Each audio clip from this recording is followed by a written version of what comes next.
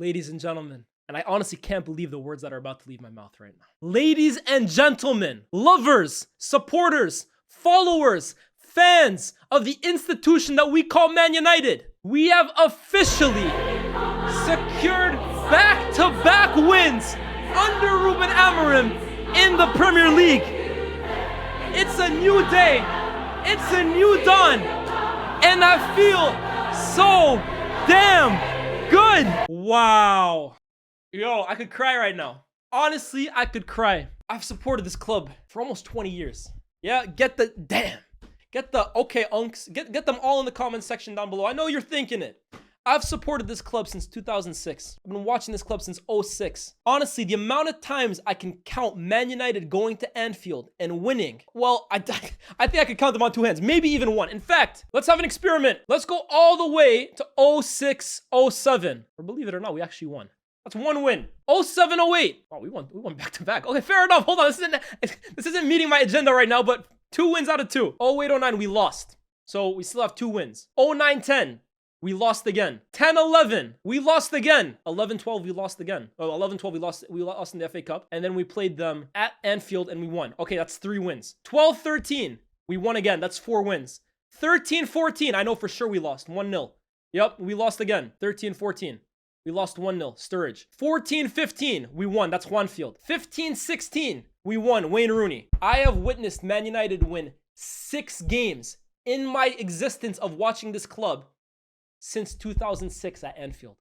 Well, let me rephrase that. I have now officially watched my club win 7 times at Anfield since I started following them. Ladies and gentlemen, if that doesn't deserve a round of applause, I don't know what will. I don't know what will. I can't believe this. I entered this game genuinely thinking to myself, I don't think it's going to be a blowout, because honestly, this game never usually is. Even when we lost 7-0, we entered that game as favorites. And then the last 2 times we went to Anfield, we were expected to get blown out, and we drew both games. So I honestly went into this game thinking, I didn't think we were going to win. I think Liverpool had too much quality. I think coming off 3 losses in a row, they should have a response.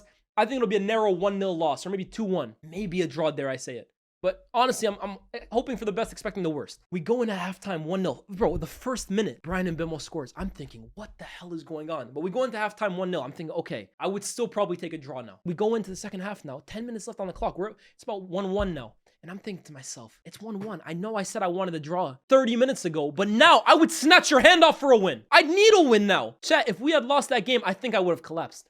I think I would have honestly burst into tears. That performance is enough to make a grown man cry. Honestly, every single player today, bar maybe one, but almost every single player today has stood up and held themselves accountable. Every one of them. I am so proud of every single one of these players. Every one of them. Sene Lamens. He's done miracles on me. He's done miracles on... You guys know me. I'm not a huge fan of the goalkeepers. You know what I mean? For me, they play a different position. This guy right here, I might start loving goalkeepers because of him. I feel safe. I feel secure. I feel comfy. What a player. What a goalkeeper. Honestly, unreal.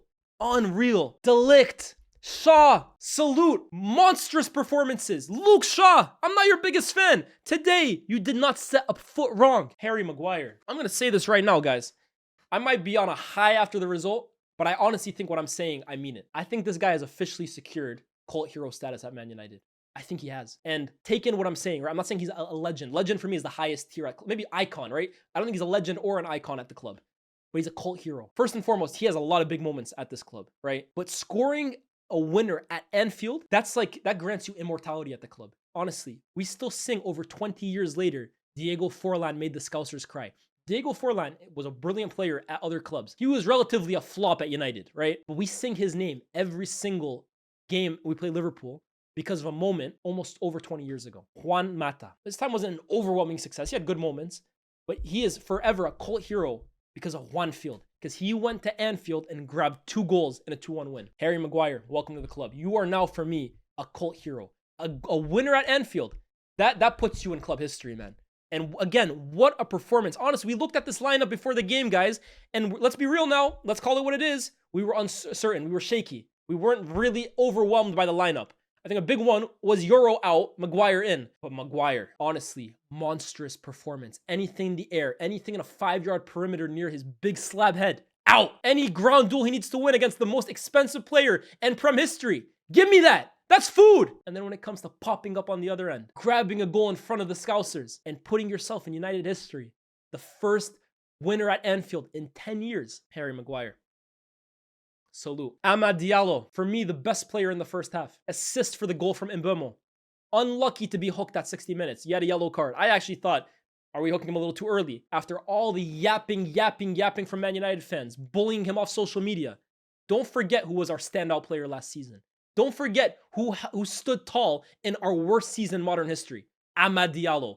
Wonderful performance. Salute. Casemiro. Salute. Bruno Fernandes. I don't know what happens to this guy in games at Anfield. We're going to forget the 7-0. The 7-0, it's erased from my memory.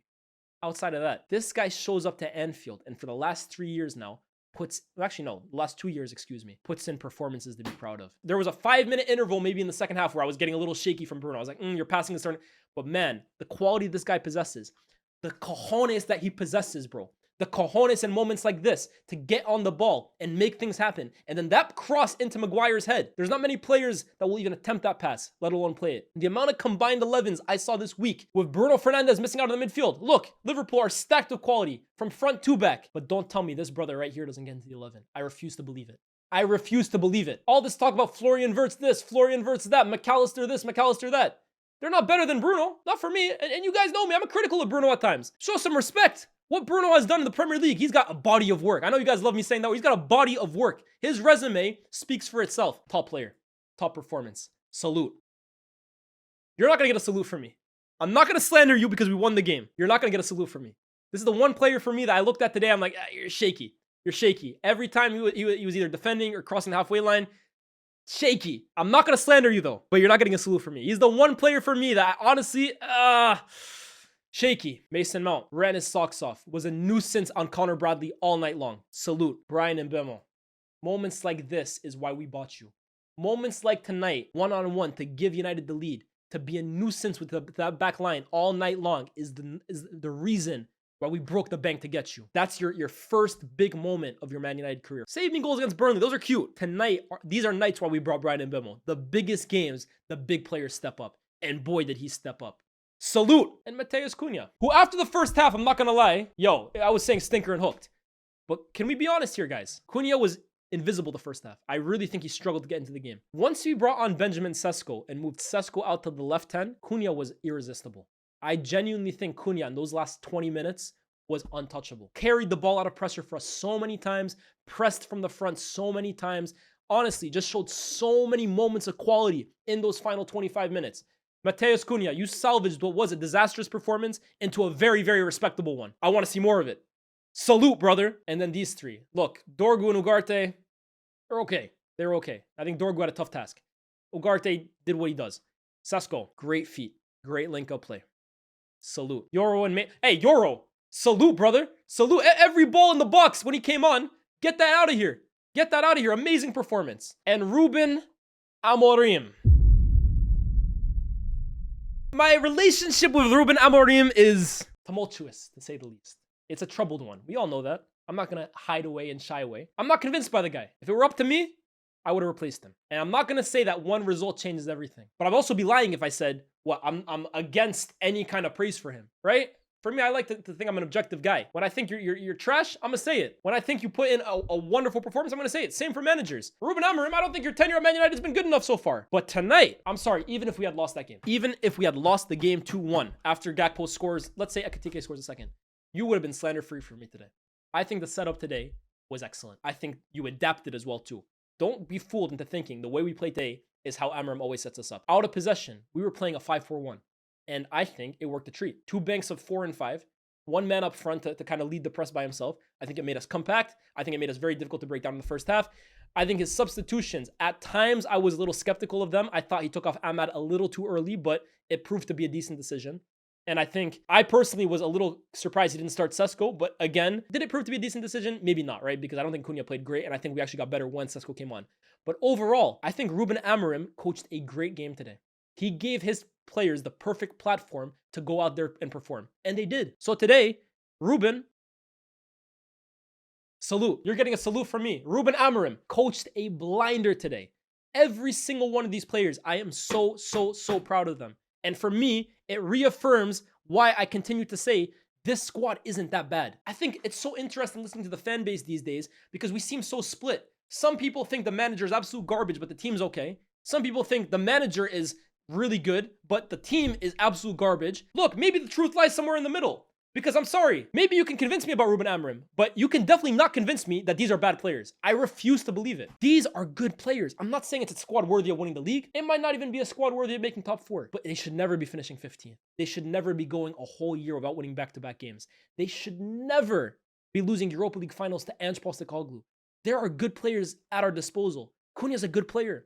Mbeumo's a good player. Bruno's a good player. Maguire's a good player. De Ligt looks outstanding this season. Ahmad's a good player. Sesko's... We have good players, man. We do. We just need to get these guys together and playing like they did today, man. Why can't we play like this every single game? Is it the moment the stakes are so high that that's the only way we show up? Why can't we play like this next week? Who do we have next week? I'm even looking forward to next week. I'm excited to watch United again.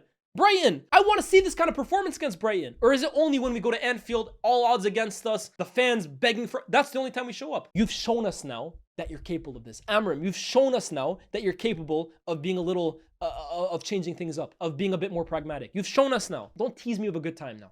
Don't. I've seen a little bit now. I want a whole meal now. I want the whole meal now. You've given me like a bite of the meal. Now I want the whole meal. You guys thought I was going to say that one phrase. Hell no. I'm intrigued now. I'm intrigued. Honestly, I'm so proud of every single one of these performances. This is what I want to see from Man United. I'm not expecting 2011 Barcelona. I'm not. I'm a realistic guy. But I'm expecting cohesion. I'm expecting unity. And I'm expecting big players to rise in big moments. And that's exactly what happened today. I couldn't be more proud of these guys. Amarim, I went into this game thinking, look, if we set up correctly, there is a possibility we can exploit a few flaws. Like I said, I'm not going to pretend like I thought we were going to win or even draw. But I did think Liverpool had flaws. I documented them fully against Chelsea. Chelsea and Maresca did a terrific job of exposing Liverpool's flaws. What are they? These two don't track back. They don't. These guys got overloaded massively against Liverpool, leaving these three with too much to do, covering the wide areas, leaving the midfield completely vacant. And I thought to myself, guys, look at our wide areas. We have players that can hurt them in wide areas too. If Mbeumo and Ahmad overload the right-hand side and Gakpo is caught lacking up here, Kerkez is going to be overwhelmed. If Mount and who was it at the time, Dalot, overwhelm this right-hand side, Salah's not going to track back. We can hurt them. We can hurt them. And that's exactly what happened. That is exactly what happened. So Amarim, congratulations. You took notes from what Maresca did last weekend, and you prepared our team perfectly today. Perfectly. Anything Slot had ready for you, you had an answer for it. Football's a lot like chess, guys. You start off on the board, both teams set up, and then it's all about adapting to what the other person does. You move your queen here, I move my rook here. You move your horse here, I move my bishop here. It's all reactive.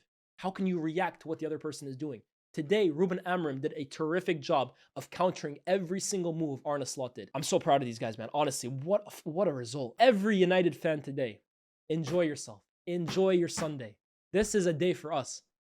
I just documented it for you. I've watched my team win at Anfield 7 times in almost 20 years. Some of you guys haven't been watching that long. This might be the first time you ever see your team win at Anfield. Enjoy it. Today is our day. Today is our day. Don't let any Liverpool fan tell you, oh, you finished 15th last year, we won the league. Forget about it. We're living in the now, man. We're living in the now. We're living in the present. We got bragging rights today. We got a Liverpool friend. Let them know. Now, on the topic of Liverpool. You didn't think I wasn't going to talk about you guys. You thought this was going to be a rosy, positive Man United review. Hell no. I think it might officially be time to panic. I feel like I've been pretty patient with this Liverpool team. I really do. But 4 losses in a row now, and allowing Man United to go finally break their duck of winning 2 games in a row on your head top at Anfield, it might be time to panic. There's been a lot of money spent on this squad. A lot. And I understand it's not as easy as just plugging and placing new players and it should just work. It's not that easy. I get that. But there's real cause for concern. There is. Because it's one thing going to Galatasaray and losing. That's tough. It's one thing losing to Crystal Palace. They were on like an 18-game unbeaten run. I get it. There's one thing going to Chelsea and losing to Chelsea in the last minute. Tough place to go. Letting this United team be as comfy as they were against you today, that's another thing. Has his reign of terror finally come to an end? Has the reign of terror on the Premier League and on Man United's back line finally come to an end? Is this it? Is this the King's demise? I'm not going to be the first one to call it because this guy has scarred me one too many times. He's the greatest 10-season wonder I've ever seen.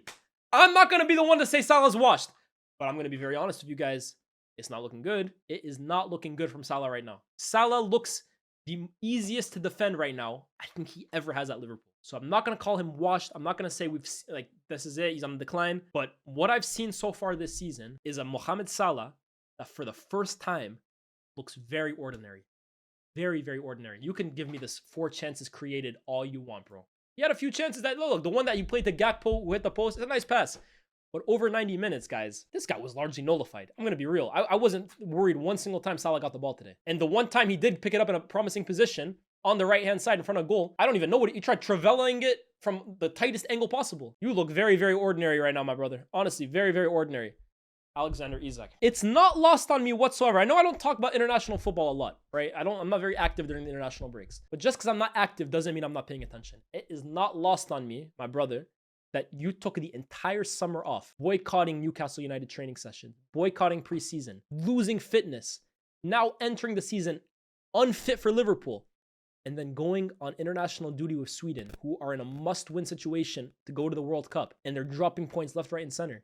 And you're not fit for them because you prioritize getting a move in the summer over being ready to start the season. It's not lost on me, my brother. Just because I haven't talked about it yet doesn't mean I'm not paying attention. Stinker and hooked at 72 minutes. He got his opportunity. Let's not pretend he was star of the service. 1v1 against Sané Lamins. The big man came out on top, and I'm not talking about Isak. Look, man, I was very full of praise for Isak last season. I'm still a big admirer of him. I think he's a top center forward, but let's also call it what it is. The best center forwards are held to high standards. And I'm going to bring up 3 names right now. Kylian Mbappe, Erling Haaland, Harry Kane. You might be saying, yes, what are you talking about? These guys are levels above Isak. They are. They absolutely are. But he was bought for 150 million pounds for him to get to their level. Right now, he is nowhere near it. Talk about unfit all you want. The standards for him, remember when I made my video, top 10 players under the most pressure to deliver at Liverpool this season? He was high for good reason. You are now being held to the same standard as Haaland, Kane, and Kylian Mbappe. And my brother, you're coming up shorter than Mini-Me. It's dark. And you know what's even darker? The fact that because he's out of shape, because he's unfit, Arne Slot needs to play him because he costs practically the GDP of a small country. He has to play him to get him back into fitness. And you know the man who's paying the most for it? Their best player so far this season.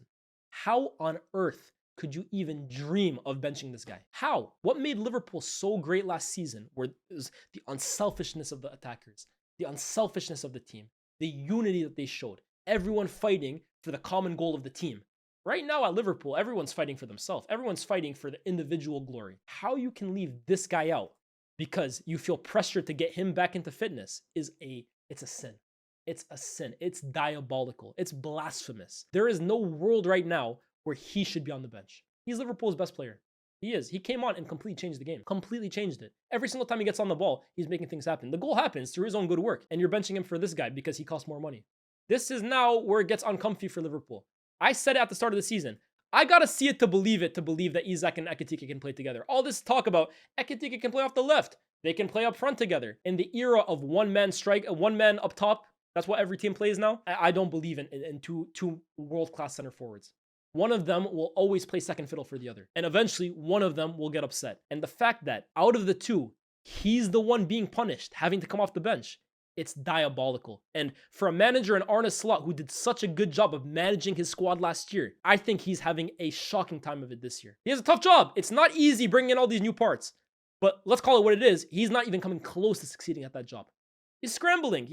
Who do I play? Who do I leave out? Who do I punish? Who do I have to play? Leaving out Ekitike as a howler. Gakpo was probably their most dangerous player today. Hit the post like twice, scored at the end, but honestly missed the biggest chance of the game. How he missed that chance at the end, I will never know. I will never know. United, we call life. 6 yards from goal, open header, the whole goal to aim at. He couldn't even hit the target. Shocking. These fullbacks, I'll tell you what, they are not Robertson of 1920. They are not Trent Alexander-Arnold. They are nowhere near it right now. Going up against Trent and Robertson the last 5-6 years has been one of the scariest experiences as a football fan I can remember. You go up against those two fullbacks and you know they are about to put cross after cross after cross after cross after cross into dangerous positions. You're living on the edge the entire time. Up against these guys, I'm sorry, we had a field day. Kerkez and Bradley, they at the moment, they are nowhere near the levels that Robertson and Trent showed. Nowhere near it. And Frimpong as well too. He looks... To be honest with you, he looks like the odd man out completely. Can't play in a back four. He's never going to start out on the right wing. It looks like a signing already that doesn't make too much sense. I think the only players that I thought really held their heads up high, Van Dijk and Konate. Konate, for all the talk about how poor he's been this season, I thought he was tremendous tonight. I thought he was. If it wasn't for these two, we would have scored more goals. United missed chances today, man. Honestly, Liverpool missed chances as well too, right? But United missed chances, right? Bruno hits the outside of the post. Mount had a half chance in the first half. Cunha, I thought, could have pulled the trigger a little earlier in the second half. We had our chances. De Ligt missed a pretty open header. We had our chances, man. And if it weren't for Van Dijk and Konate, today's score could have been a lot more, man. It could have been a lot more. There's big question marks over Arne Slot right now. 4 losses on the trot. 3 losses in the Premier League. They're now 4 points off the top. After being in a position 5 points clear of anybody. Let's call it what it is, guys. That's a big drop-off. That is a big collapse. And the fixtures don't get much easier for Liverpool. That's the scary thing for them. The fixtures don't get much easier whatsoever. Brentford away. Villa at home. Real Madrid in the Champions League. Man City away. These are tough fixtures at a time where they don't need them to be tough whatsoever. They need easy fixtures at the moment. Arne Slot has to figure this out and quick, because for a team that are so gifted in terms of names, right? The quality is outrageous. Isak, Salah, Gakpo, Wirtz, Gravenberch, McAllister. So the names just fly off the page. But at the moment, they are incapable of just making it click. And we're going to talk about the players all you want, but let's call it what it is, bro. Isak is here to stay. I mean, Salah, he's a little older, so he might be on the way out, but most of these players, they're going to be here for the next few years. Arne Slot has got a lot of credit in the bank because of the season he had last year. But also, man, that credit can dissipate very, very quickly. Just like that. Football fans are fickle. Just last year after winning the league, I saw some fools on the internet actually start to downplay Jurgen Klopp's contributions to this football club. How funny is that? Football fans can switch up on you very, very quickly. And Arne Slot, you are now on the clock in terms of maximizing this team. You are. Last season, if he had the start he's had this year, it would have been forgivable. New team, didn't get many signings. He overperformed last year. But I'm sorry, you don't win the league and then spend 400 million pounds buying some of the best names on the planet and get worse. Nah. I wouldn't allow that for Ruben Amarim. Arne Slot, you are now on the clock. You got to figure it out. The problem is he's tried so many different things, guys. He's played Wirtz, he's dropped Wirtz. He's played Frimpong, he's dropped Frimpong. He's played Bradley, he's dropped Bradley. He's played Szoboszlai at right back, he's played Szoboszlai in midfield. He's played Isak, he's played Ekitike. Nothing seems to work at the moment. And I'm unfortunately going to say this. I think the solution, bro, is pretty drastic. Like, to fix this Liverpool team, I think he's going to have to do something drastic, man. He's going to have to completely shake up the entire team. And honestly, I can't believe the words I'm about to say. It might involve dropping this guy. It might. Because I'm sorry, the way he's playing right now, you cannot afford to have this much of a passenger out of possession with the way he's contributing right now. It's impossible. It's impossible. I just don't think you can live with the way Salah's playing right now. I don't know what that means. At one point, guys, Arne Slot literally threw the kitchen sink at this.